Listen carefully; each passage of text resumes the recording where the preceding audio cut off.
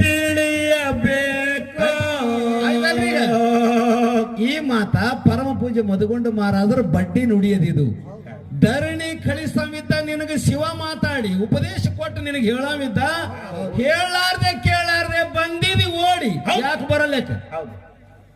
ಗುರುನಾಥನಲ್ಲಿ ಕ್ಷಮೆ ಗುಣ ಇರ್ತದೆ. ಇನ್ನು ಮುಂದರೆ ನೀ ಮನುಷ್ಯನಾಗಬೇಕು, ನಿಂದು ನೀನೇ ತಿಳಿಬೇಕತ್ತು. ಅಂದ್ರೆ ಇದರ ಅರ್ಥ ನಾವು ನೀವೆಲ್ಲರೂ ಮನುಷ್ಯರಂಗ್ ಕಾಣಿಸ್ತೇವು, ನಿಜವಾದ ಹಾದಿ ಮನುಷ್ಯ ತತ್ವದ ಹಾದಿ ನಮ್ಮಲ್ಲಿ ಇಲ್ಲ. ನಾವು ಆಧಾರದ ಮಾಡಿದ್ದೆವು.